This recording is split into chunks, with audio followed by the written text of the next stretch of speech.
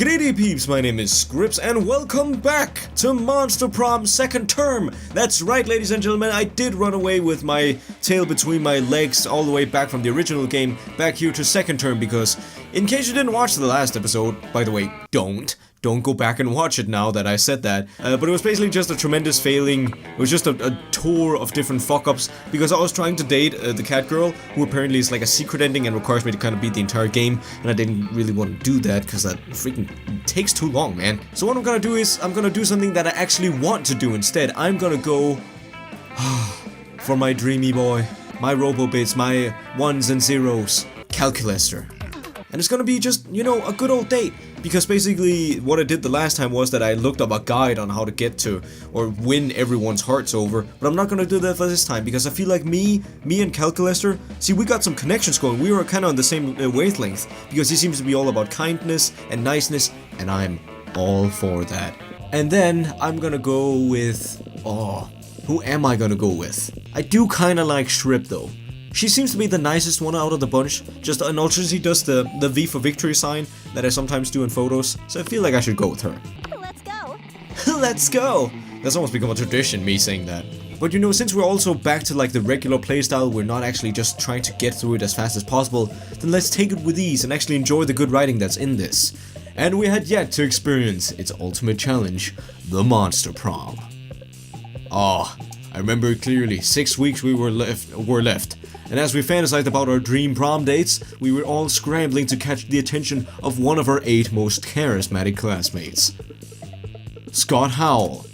I already know you, dated you once. Miranda Vanderbilt. Already dated you once. And also, there was a commenter who mentioned how it would be kind of weird that like all these people are like 21, 22, because that's not usual for high school, so maybe it's like college or something? A party ghost with an insatiable I know you, I dated you as well. Yeah, dated you as well.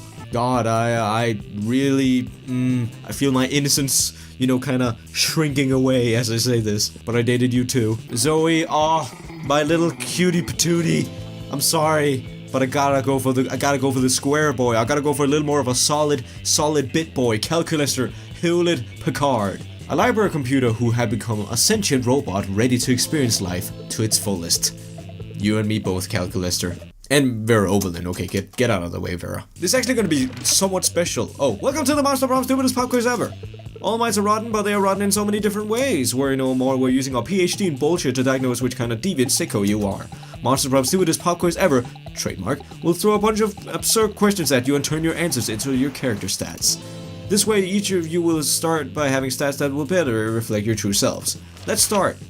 So, I'm just gonna actually follow my own heart, because once again, as I said, me and Calculester were kinda on the same wavelength here. So let me see if it's possible, like, just me being myself will be able to win over Calculester. I'm gonna go with this one. Yeah, more fun. I don't want to be creative or wealthy. An alien race invaded Earth and they tell you the world's fate depends on you. The follow-up question, how do you like your coffee? Ooh, I'm a pretty nice person. Yay, that's totally something that a Calculester would say. Also, he had like a heart on his face, so. What it would be a deal breaker for a potential what? Yay, Calculester! Yeah! The person uses Internet Explorer. I knew it. You find your zodiac sign to be inaccurate. Design your own personal zodiac sign. Ooh. Oh, so it's gonna be Scott and Calculester. I haven't seen that duo before. I wanna see them dish it out in the different conversations. I still stick to my opinion that there's just too much writing in this game. Let's go to class. That day you listen to elders and learn valuable lessons. Sometimes, after all the monster nonsense and the dating gimmicks, you forget that attending class is supposed to be the primary activity at the school. And yes, I know, I've played this game through a bunch of times, and even on the first playthrough I've seen this already a bunch of times, but I want this to just be a clean playthrough. Just something we can relax at, not something we have to rush through. We can actually enjoy the game for what it is, so sorry if it's a little slow for you guys who already know it. You gain +2 smarts. I wonder if you can date that guy back there. Scott corners you to list all his favorite bones to chew, when suddenly he stops and sniffs the air. Oh boy, is that? It's Calculester, and he's got a little plant. Let's go say hi. Hi, Calculester. Who's your little plant friend? Hello, fellow organic life forms. Oh, yeah, that's right. It's freaking Sean, Jacksepticeye. Oh, that's so nice. Hello, Scott. Yes, this is my little plant friend. Buckaroo Bonsai. I treasure it because it is my sole window into what it means to be alive. Cool, can I pee on it? You know, so people will know I've been here. Please do not pee on Buckaroo Bonsai. Aha, I gotcha. You already peed on it, cause it's yours. If that will stop you from dispersing urine, then yes. That's cool, bro. I can still help you grow your little buggy big and strong. I'll get you some plant energy drink. Or perhaps some nice nutritious water. And a plant-sized barbell, plus it needs to join the lacrosse team so it can make plant friends. Alert, friend is giving terrible advice, but do not want to hurt friend's feelings. Input acquired. Oh, you're so nice, Calculester. Don't worry, I'll help you. Looks like it's up to you to solve this problem. Do you care more about making Scott happy or helping Calculester take care of his plant? I would freaking love a bonsai tree in real life. But the reason that I don't have one is, first of all, because I think they're pretty difficult to take care of. Like, it's a freaking hobby in and of itself, and I also think it might be pretty expensive. But yeah, that's a freaking... there are a few plants I know to be a complete hobby, but I think that's one of them. Heads at Scott, but you know what this plant really needs? Racing stripes, gotta go fast. No, Scott, Calculester's right. Water is like energy drinks for plants. Awesomeness levels critical. Awesomeness levels critical. Yes, Shrib is correct. Unknown sports metaphor applies perfectly in this scenario. Oh wow, I never thought of it that way. But where's it clear? Energy drinks always orange or yellow or purple. If it will prevent you from destroying my beloved Buckaroo Bonsai, we can make the water any color you want.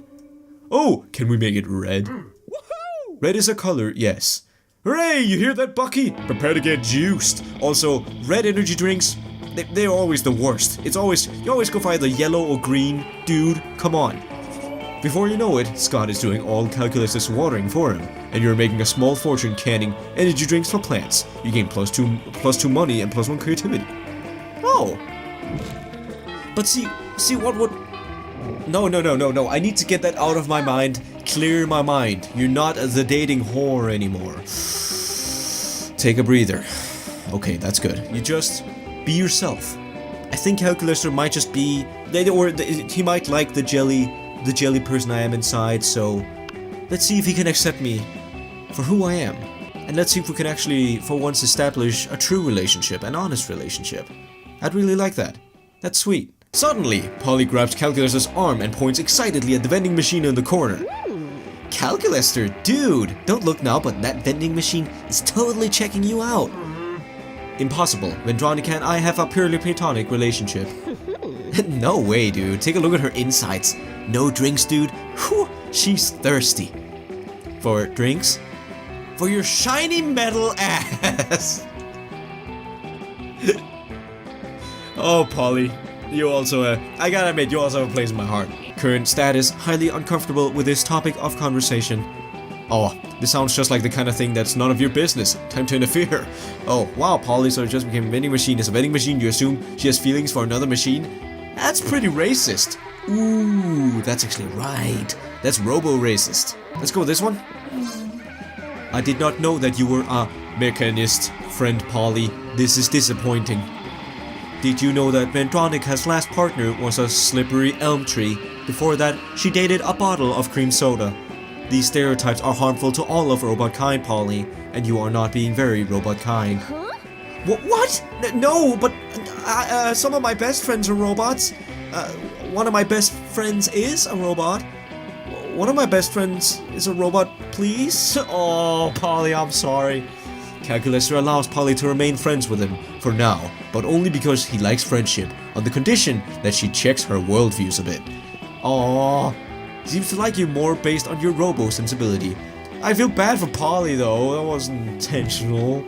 Polly's just... I know Polly's kind of a crackhead, and a meth head, and a cocaine head, and a... Did I say pothead already? And an alcoholic, but you know, that's no reason to be mean to her. She seems nice. Let's go get some smarts up. I just want to keep getting my smarts up, you know, because that's something I would do. That's not something... I'm not doing it for Calculus to say. That's something I would do. Actually, no, because it's at night. I don't know why I would go to class at night. That day, you're the first one in class. Nerd! You sometimes come early because you enjoy talking to the teacher. Nerd! Actually, I've done that on several occasions, so don't feel offended by that. I'm basically roasting myself. He's a bit bitter, but in a cool way. He treats you like an adult, and the two of you discuss life and stuff in a very snarky way. Look at you, excelling at cliched movie tropes. I was about to say, this sounds like a romance plot. You gain +2 smarts and +1 valuable life insight that'll help you face the difficulties of being young. Oh, that's sweet. You catch the tail end of classic Zoe the trinity of freaking good waifus. But student X teacher fic is so super overdone and makes me really uncomfortable because, like, the inherent imbalance of power. Like, could you imagine how problematic it would be if PGS hooked up with one of us? Yuck. Server error. I cannot seem to recall what Principal Giant Spider looks like in any way. IMG, PGS, not found. Oh, you couldn't find the image? Ah, the joys of new students adjusting to the rules of Spooky High. Oh yeah, I guess. Oh yeah, right, they're both, like, the newest characters. Makes sense. Get down to business. Sorry, could you, like, calm down and step in with maybe some class, maybe? You there, killing machine and abyssal terror. Rude. I need an impressive ally in my fight against the reign of the Laveys over the 8th circle of hell.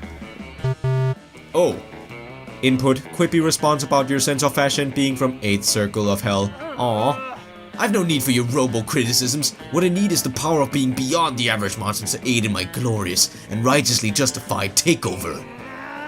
No thanks, I'd rather just write a steamy fanfiction which you and Damien are crack. Ship who hates sex just to annoy you for annoying us. We need to act now while King and King LaVey are distracted by throwing an admittedly adorable theme brunch. I'm not leaving without one of you with me. Holy shit, she really means it. Time to help one of your classmates out. Guess you better decide which one you don't like. School is full of tough choice. Oh no! I don't want to do. No! This is like the worst decision. I like both of them, and I don't. Zoe's a good person. She doesn't need to be a monster anymore. She doesn't need to go back to her old ways. But Calculester looks so cute in his aviator Top Gun jacket. I'm sorry, I'm gonna go for Calculester. I'm sorry, Zoe. I really like you as well. No calling this robot a killing machine is inaccurate. A real killing machine would be a tank, and he's not a tank, so he's worthless. Go look for a tank.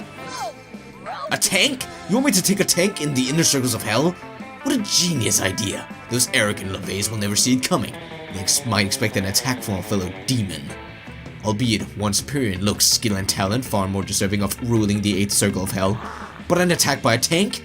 That's something the king and king would never anticipate. Well, oh right, I wasn't even choosing any one of them. I thought this would be the one where I was kind of like picking which one I liked, but I think that turned out pretty well. That was shockingly easy. True, but I still think it would be kind of steamy if they put their differences aside for some hot demon action. Emotion found. Gratitude.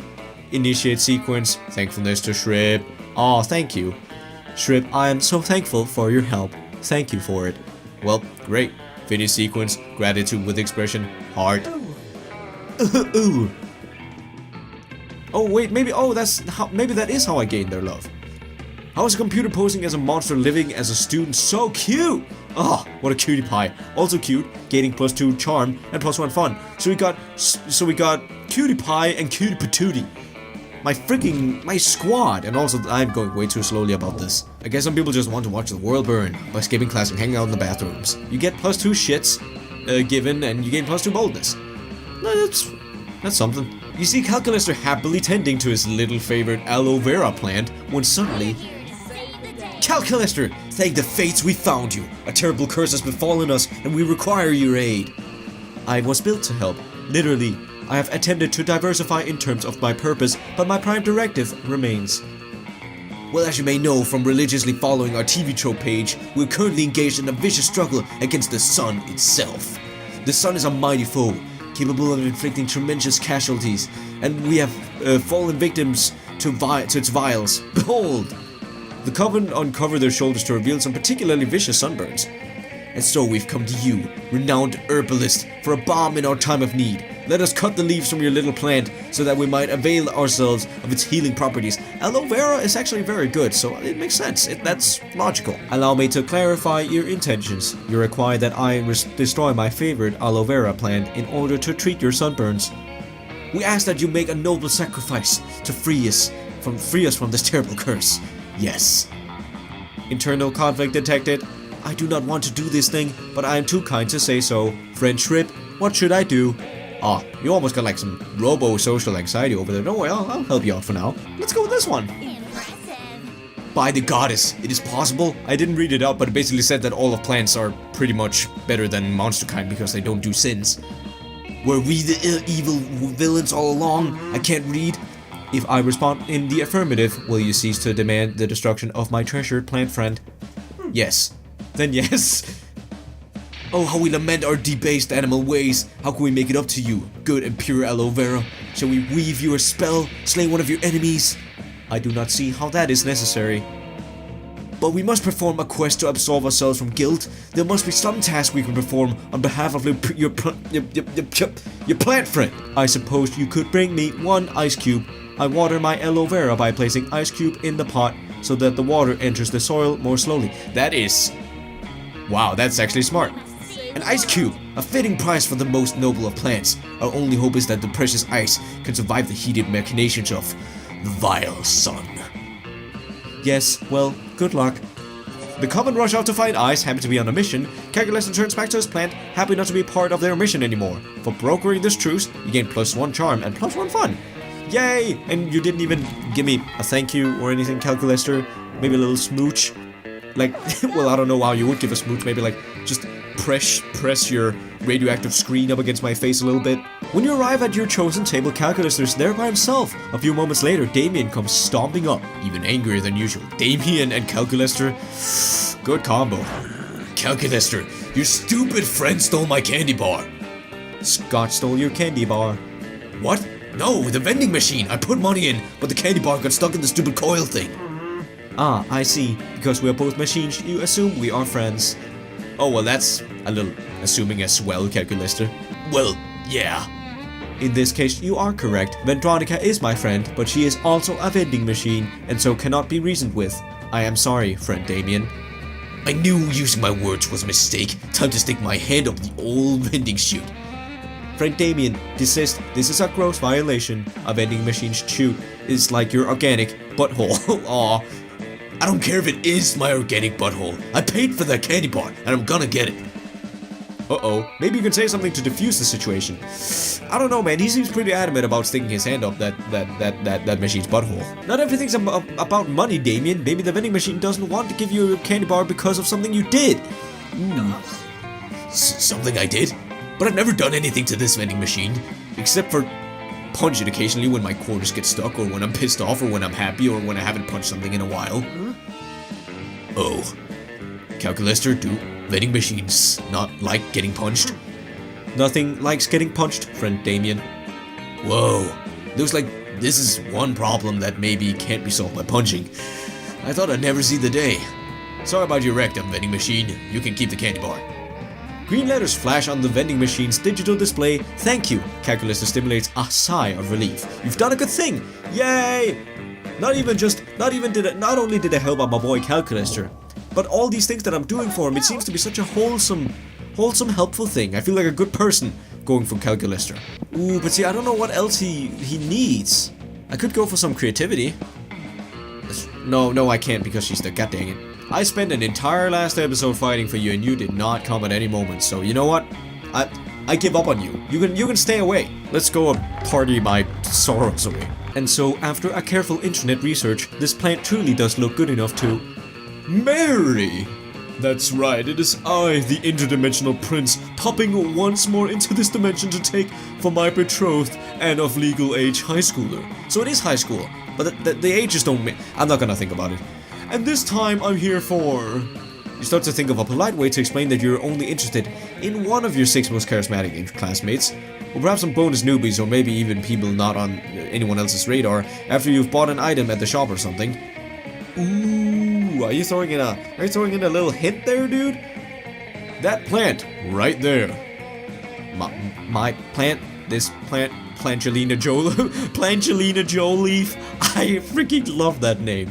Yes, the very same. She, he, it, they. However this inanimate vegetable chooses to identify is clearly my soulmate and marriage to plant Jelena is the only thing that will ever save my lonely soul.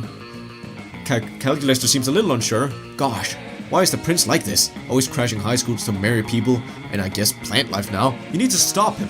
Wait, do you need to stop him? Shouldn't you just let him marry the plant and stop pursuing your love interest? No wait, maybe Calculester would be sad if this plant friend got married. Would he? Gah, I don't know. They'll probably just all be based on your stats anyway. Oh, that's right, that it's because it's all based on my stats, god. Frick. Yeah, no, wait, no, yeah, just let him marry the fucking plant. No, you know, let's be nicer about this. Oh, no, I messed it out. Oh, thank the 9.5 gods. You see, in my dimension, you can only marry vegetation if it's already married to a body of water. So Angelina Jolie's marriage to the sea works greatly in my favor. I was willing to break interdimensional law for this union, but this makes things so much easier. Efficient? A half-plant, half-man emerges from the interdimensional portal with the ungainly movements achievable only by half-plant, half-man emerging from an interdimensional portal. He speaks in a strange language halfway between human speech and the sound of wind rustling through leaves. It's hard to tell when the ceremony is over until... And that's that. In my dimension, you don't have to ask the plant's father or robot holding it for permission to wed. Goodbye, I'm off to consummate this union. No, yuck. You shudder to think exactly what such a consummation might entail, but luckily the prince is gone and you can move on. I didn't get to say goodbye to Angelina Jolie, and now she's gone forever into a different dimension. Emotions found: sadness, loss, remorse, betrayal. Oh right, it's great that the prince didn't marry Calculester, but like the hurt in Calculester's digital eyes. It looks like Calculester isn't gonna marry you either, or take you to prom. Fuck! -2 charm and -1 fondly it is, I guess. Oh, come on, I didn't even know what to pick. But I think that's all I can do for this video, peeps. This is going great. I really like Calculester. He's very sweet, he's very nice, and he's very smart. And I mean, not to say I myself am smart, but you know, you like people who are like you know? You know what I mean? I like a man who got some RAM to him, you know, a good CPU, a good graphics card. Whew, that's a real turn on right there. But all computer jokes aside, then I think I'll be done in about 2 episodes or so, or maybe even 1, if I hurry up a lot. But I'm happy that I'm back to just a good old dating mechanism. I didn't really enjoy just rushing through the game because it didn't feel like that's how the game was meant to be played. It felt like it's not a game you're supposed to speedrun. So, you know, sacrificing this girl for Calculester, I think it was a worthy decision. Or worthy sacrifice is what I meant. But anyways, thank you all so much for watching, and I'll catch you all in the next one. Peace.